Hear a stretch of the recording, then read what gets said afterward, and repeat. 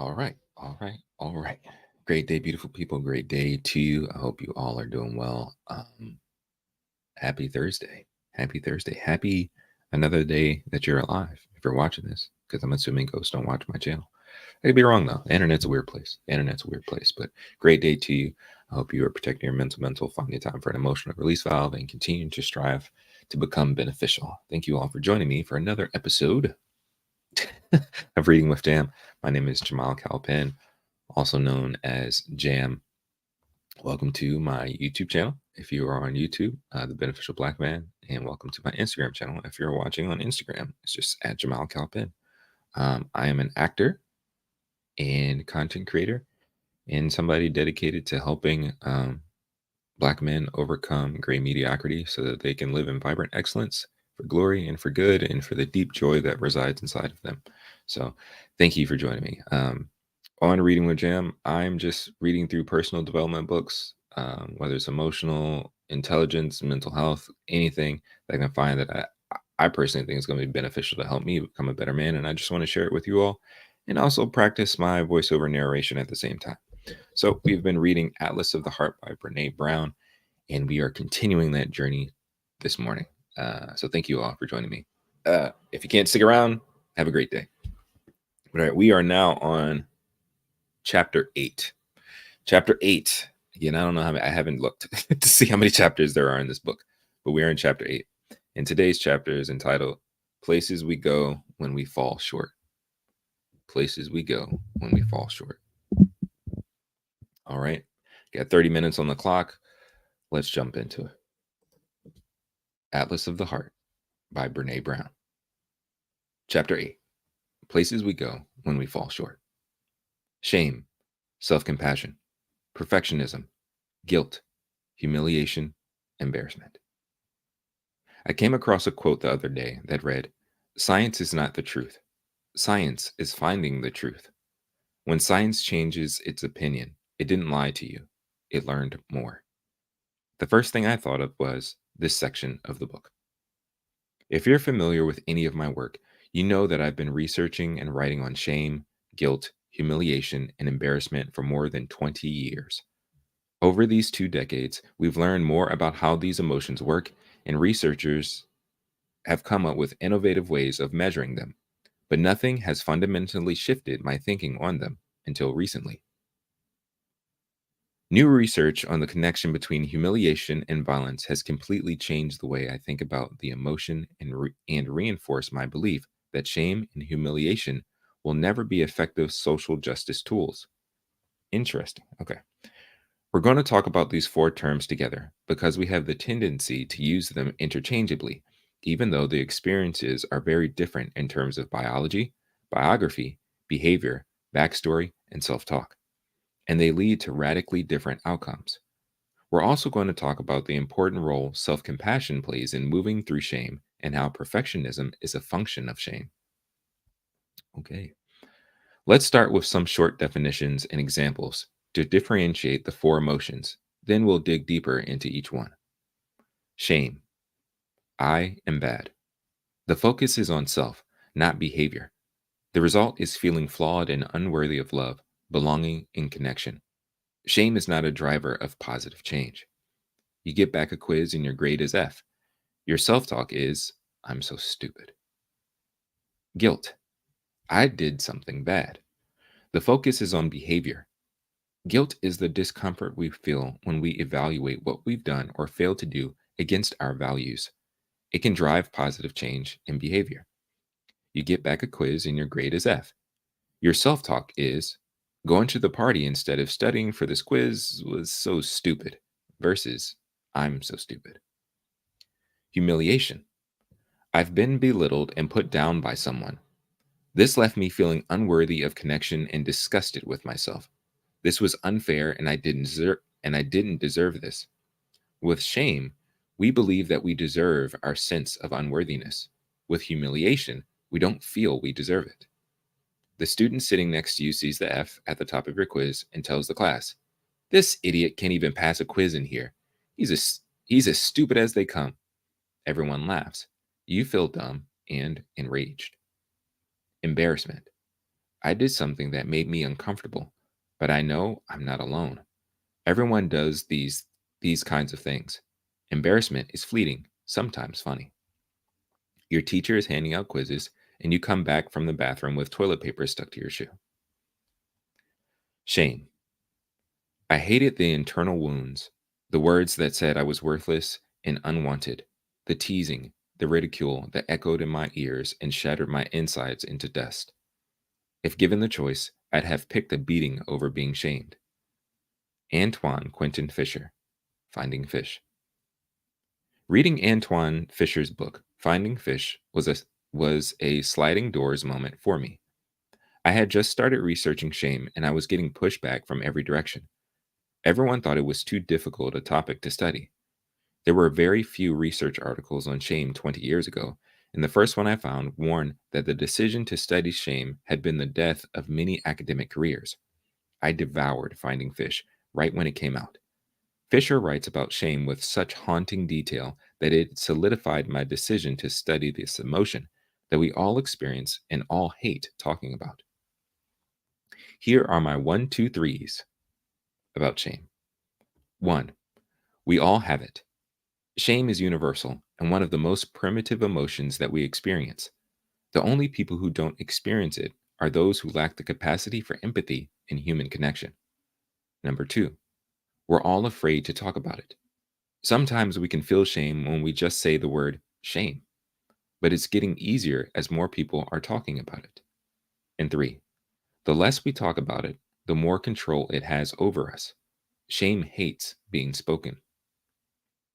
When we hear the word shame, our first thought is either, I have no idea what that means and I don't want to know, or I know exactly what that is and I don't want to talk about it.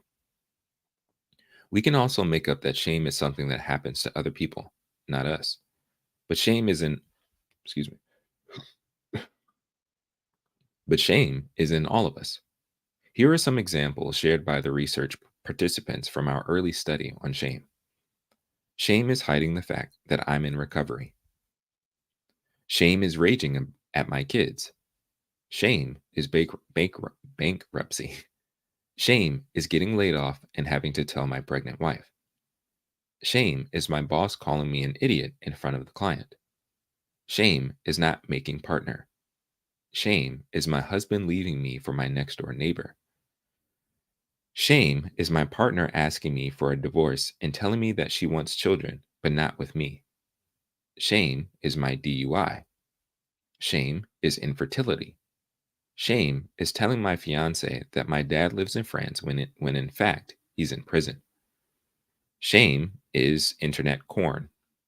Shame is flunking out of school twice. And shame is hearing my parents fight through the walls and wondering if I'm the only one who feels this afraid. Connection, along with love and belonging, two expressions of connection, is why we are here, and it is what gives purpose and meaning to our lives. Shame is the fear of disconnection.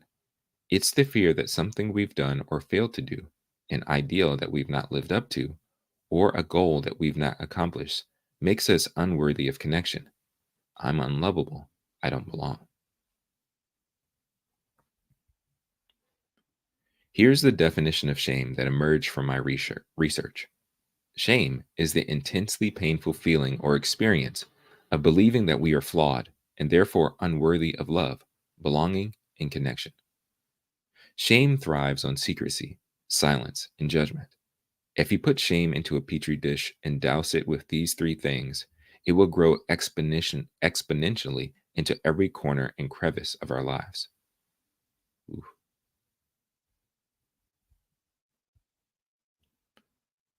Oh, she's got a picture of what happens to shame.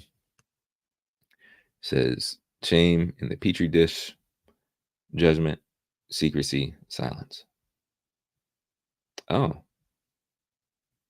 interesting. Okay, so in the first panel, top left, the judgment, secrecy, silence being poured on shame, and it goes crazy. But then when you pour empathy on shame, it gets smaller. The antidote to shame is empathy. If we reach out and share our shame experience with someone who responds with empathy, shame dissipates. Shame needs you to believe that you're alone. Empathy is a hostile environment for shame. Self compassion also helps us move through shame, but we need empathy as well for an important reason. Shame is a social emotion. Shame happens between people and it heals between people.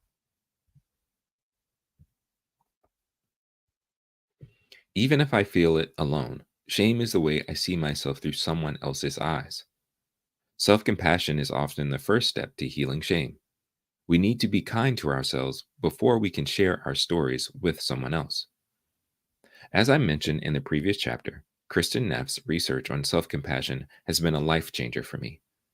Neff runs the Center for Mindful Self Compassion, where she studies how we develop and practice self compassion.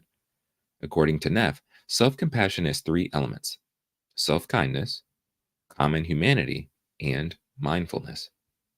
This is how she defines each of these elements: self kindness versus self judgment.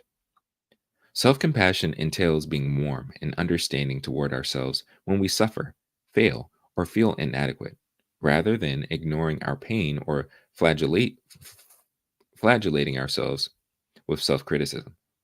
Self compassionate people recognize that being imperfect, failing, and experiencing life difficulties are inevitable.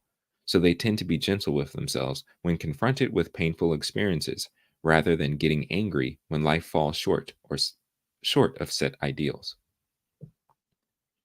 Common humanity, common humanity versus isolation. Self compassion involves recognizing that suffering and personal inadequacy is part of the shared human experience, something that we all go through, rather than being something that happens to me alone. And mindfulness versus over identification.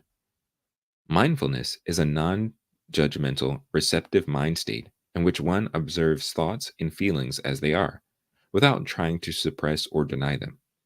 We cannot ignore our pain and feel compassion for it at the same time. At the same time, mindfulness requires that we not be over identified with thoughts and feelings, so that we are caught up and swept away by negative reactivity. I highly recommend that you take her self compassion inventory at www.self-compassion.org. You can learn a lot about your strengths and your areas that need attention. Being a shame researcher for so many years, I'm really good at common humanity. Even though shame says it's just you, I know we all struggle. Self kindness is my growth area for sure. Like most people, I talk to myself in ways that I would never talk to people I love. I try to remind myself, if I wouldn't talk to that way to Ellen or Charlie when they make a mistake or drop a ball, I shouldn't talk that way to myself. Self kindness is both more difficult and more revolutionary than we think. The four elements of shame resilience. Across our research, the participants who could move through shame without sacrificing their values and authenticity shared four practices when overcoming shame. We reverse engineered how they worked through shame to come up with a process that all of us can use. These steps rarely happen in this order. They just all need to happen for us to develop resilience to shame. Recognizing shame and understanding its triggers. Can you physically recognize when you're in the grip of shame? Name it, feel your way through it, and figure out what messages and expectations triggered it. This is why Neff's concept of mindfulness is so important. We can't pretend it's not happening or get swept away, which is easy with shame. Practicing critical awareness. Can you reality check the messages and expectations that are driving your shame? Are they realistic? Attainable? Are they what you want to be or what you think others need or want from you? Reaching out. Are you owning and sharing your story? We can't experience empathy if we're not connecting. Speaking shame. Are you talking about how you feel and asking for what you need when you feel shame? Silence, secrecy, and judgment fuel shame. Shame in culture. One reason we get so confused about the term shame and what it means is that we misuse it all the time. People throw around the word shameless when they see someone make a self serving or unethical decision. Excuse me. They attribute unconscionable behavior to a lack of shame. Excuse me. This is wrong and dangerous. Excuse me. As I write in Dare to Lead, shame isn't the cure, it's the cause. Don't let what looks like a bloated ego and narcissism fool you into thinking there's a lack of shame. Shame and fear are almost always driving the unethical behavior. We're now seeing that shame often fuels narcissistic behavior. In fact, I define narcissism as the shame based fear of being ordinary. Sorry, I got to read that one more time. All right. We're now seeing that shame often fuels narcissistic behavior. In fact, I define narcissism as the shame based fear of being ordinary. Got you. Grandiosity and bluster are easy to assign to an overinflated ego. It's tough to get a glimpse of the fear and lack of self worth that are actually behind the posturing and selfishness because posturing leads to weaponizing hurt and turning it on other people. The last thing people like that need is more shame. More accountability for the behavior and lack of empathy? Yes. More shame just makes them more dangerous, gives them the opportunity to redirect attention to the shaming behavior, and weirdly, can drum up support from others who are also looking for a way to discharge their pain and an enemy to blame. Hmm. Okay, sorry, I was highlighting stuff. Shame is not a compass for moral behavior. It's much more likely to drive destructive, hurtful, immoral, and self aggrandizing behavior than it is to heal it. Why? Because where shame exists, empathy is almost always absent. That's what makes shame dangerous. The opposite of experiencing shame is experiencing empathy. The behavior that many of us find so egregious today is more about people being empath, empathic, empath, I don't know how, okay, empathyless, empathyless. Okay, sorry, pick up. The behavior that many of us find so egregious today is more about people being empathyless, not shameless. Got you. Rhonda Deering, our senior director for research, has also studied shame for decades and was one of my early heroes in the field. Her summary of how empathy and shame work together, or actually do not work together, is incredibly helpful. Empathy is an other focused emotion. It draws our attention outward toward the other person's experience. When we are truly practicing empathy, our attention is fully focused on the other person and trying to understand their experience. We only have thoughts of self in order to draw on how our experience can help us understand what the other person is going through. Shame is an egocentric, self involved emotion. It draws our focus inward. Our only concern with others when we are feeling shame is to wonder how others are judging us. Shame and empathy are incompatible. When feeling shame, our inward focus overrides our ability to think about another person's experience. We become unable to offer empathy. We are incapable of processing information about the other person unless that information specifically pertains to their view of us. Mhm. Mhm. Perfectionism. Shame is the birthplace of perfectionism. Perfectionism is not striving to be our best or working toward excellence. Healthy striving is internally driven. Perfectionism is externally driven by a simple but potentially all consuming question: what will people think? That's good. Okay. It may seem counterintuitive, but one of the biggest barriers to working toward mastery is perfectionism. In our leadership research, we've learned that achieving mastery requires curiosity and viewing mistakes and failures as opportunities for learning. Perfectionism kills curiosity by telling us that we have to know everything or we risk looking less than. Perfectionism tells us that our mistakes and failures are personal defects. So we either avoid trying new things or we barely recover every time we inevitably fall short. Sorry, I'm highlighting stuff. Okay. Uh, okay. Papers by Paul Papers by Paul Hewitt and colleagues and Simon Sherry and colleagues provide evidence that people with high levels of perfectionistic traits are doomed to fail at meeting their own expectations, and the expectations they assume are held by others, perceive themselves as consistently falling short of others' expectations, behave in ways that result in perceived and actual exclusion and rejection by others, and feel socially disconnected and have fewer social connections. I write a lot about perfectionism across my books. It's a healthy dose of researcher, heal thyself. I often call myself a recovering perfectionist and an aspiring good enoughist. In The Gifts of Imperfection, I explain how perfectionism emerged from our research. The definition that best fit the data is that perfectionism is a self destructive and addictive belief system that fuels this primary thought. If I look perfect, live perfectly, work perfectly, and do everything perfectly, I can avoid or minimize the painful feelings of shame, judgment, and blame. Perfectionism is not self improvement. Perfectionism is, at its core, about trying to earn approval and acceptance.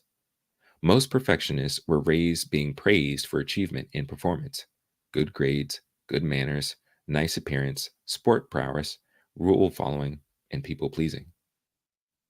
Somewhere along the way, we adopt this dangerous and debilitating belief system. I am what I accomplish and how well I accomplish it. Please, perform, perfect. Healthy striving is self focused. How can I improve? Perfectionism is other focus. What will they think?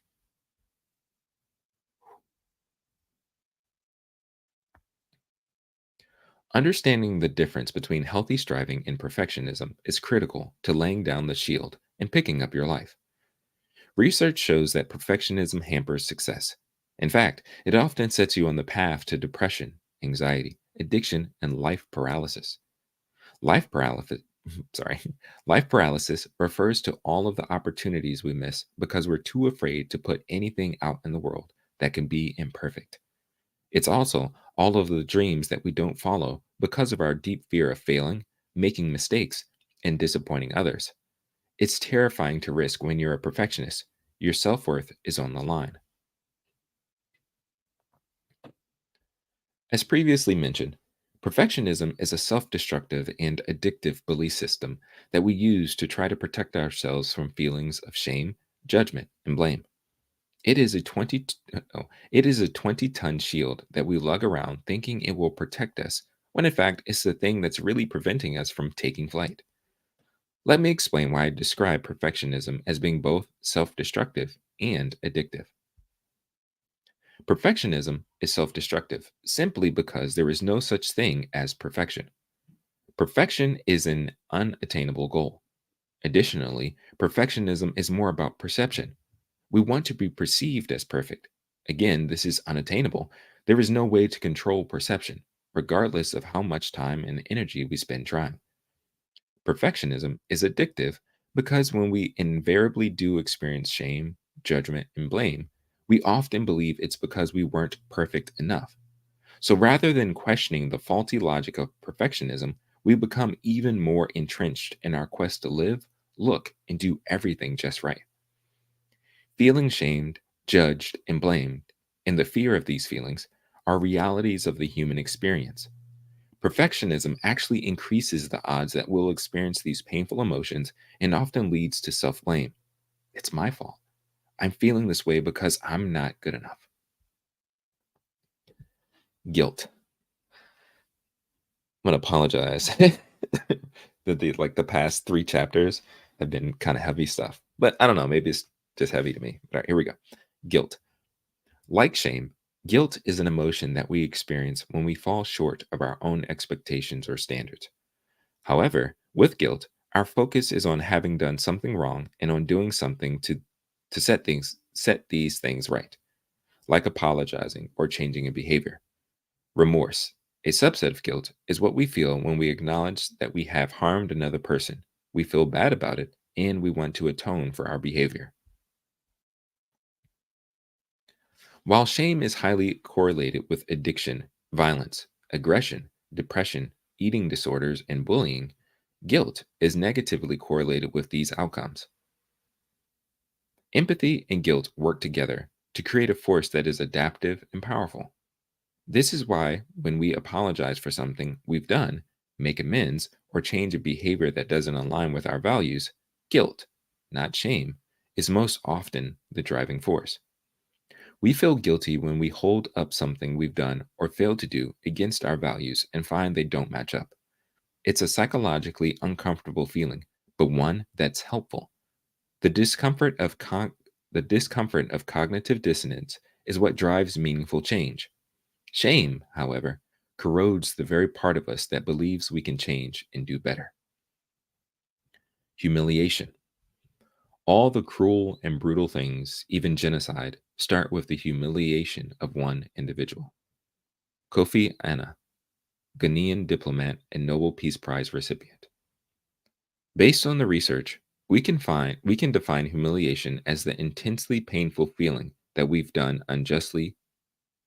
Sorry, pick up. Based on the research, we can define humiliation as the intensely painful feeling that we've been unjustly degraded, ridiculed, or put down, and that our identity has been demeaned or devalued. Humiliation is most similar to shame in that we feel fundamentally flawed. But the most relevant distinction is that humiliation arises because someone else pointed out our flaws and we don't feel we deserve it. And we don't feel we deserved it. The entire key to understanding humiliation is that when it happens to us, it feels unjust. Linda Hartling is the director of a global transdisciplinary group called Human Dignity and Humiliation Studies. They prefer to call themselves nurturers of dignity. Hartling and her colleagues describe humiliation as unjustified mistreatment that violates one's dignity and diminishes one's sense of worth as a human being. Until recently, I held the belief that humiliation, though detrimental, was a less dangerous emotional experience than shame. The reasoning behind that thinking and what emerged from our data was that we hide our shame because we think we deserve to feel that way. In other words, we buy into the messaging that we're not enough. In contrast, when we feel humiliated, we think that we didn't deserve whatever happened to make us feel that way. In our interviews, participants seemed not to buy into the messaging that they were flawed as much as they did with shame. A collection of studies changed my mind. In 2003, Susan Harder and colleagues issued a report that examined the media profiles of 10 prominent school shooters between 1996 and 1999. Harder and her colleagues reported that in every case, the offenders, I'll say for you two, described how they had been ridiculed, taunted, teased, harassed, or bullied by peers because of their inadequate appearance, social or athletic behavior, spurned by someone in whom they were romantically interested, or put down in front of other students by a teacher or school administrator, all events that led to profound humiliation. That report prompted a series of studies by Jeff Ellison and Susan Harder that found links for peer rejection, humiliation, depression, and anger with both self deleting and other deleting ideation. Perhaps more important, their studies suggest that bullying alone does not lead to aggression. Instead, individuals who are bullied become violent, specifically when feelings of, of humiliation accompany the bullying. Hmm. This finding has tremendous implications for how we think about bullying and how we help bullying survivors heal. And given that humiliation is often an attack against a social identity, ethnicity, race, sexual orientation, we must investigate what we are doing in organizational, community, and school cultures to foster safety and what we are doing consciously or unconsciously that gives people permission to belittle others. And finally, the third article we discovered was by Linda Hartling, who ties together research from several areas to propose a model explaining how humiliation can lead to violence. Hartling suggests that humiliation can trigger a series of reactions, including social pain, decreased self awareness, increased self defeating behavior, and decreased self regulation that ultimately lead to violence.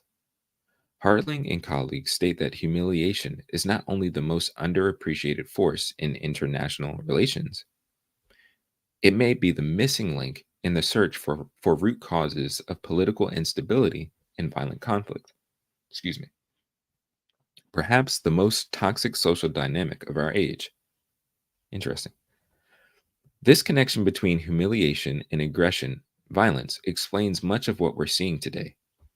Amplified by the reach of social media, dehumanizing and humiliating others are becoming increasingly normalized, along with violence.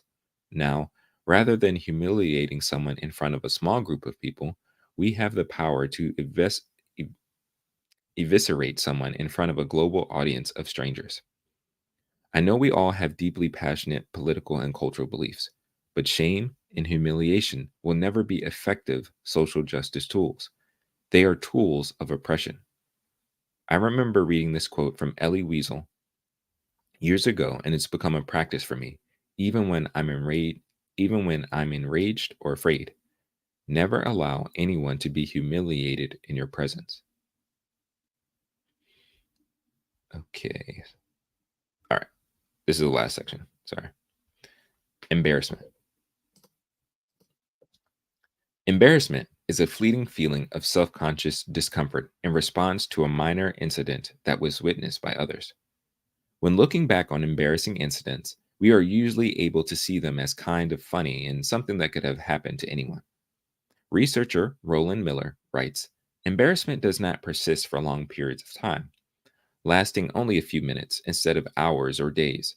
A point, a point nicely illustrated by the unique psychological marker of embarrassment, the blush. When we feel embarrassed, we can feel exposed, flustered, and clumsy.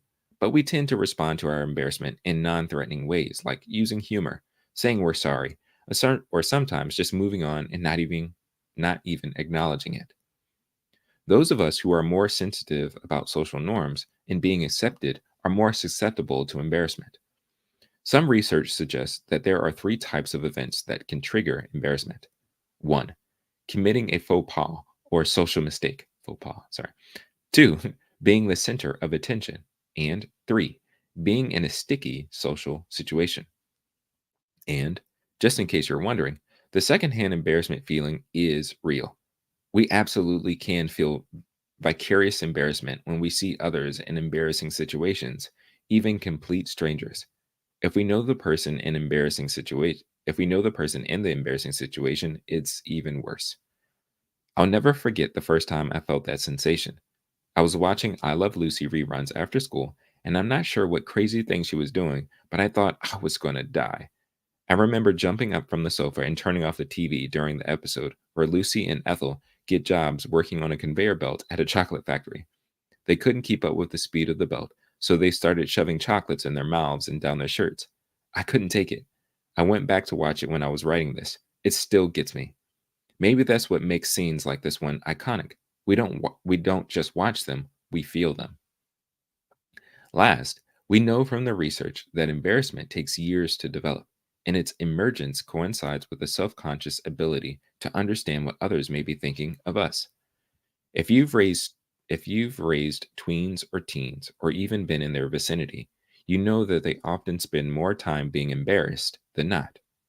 It's constant cringe when we first start seeing ourselves through others' eyes, and it stays that way until we get to midlife and fall apart before we realize it takes just too much energy to try to manage perception. All right, we made it through. that was that was interesting. That was an interesting chapter.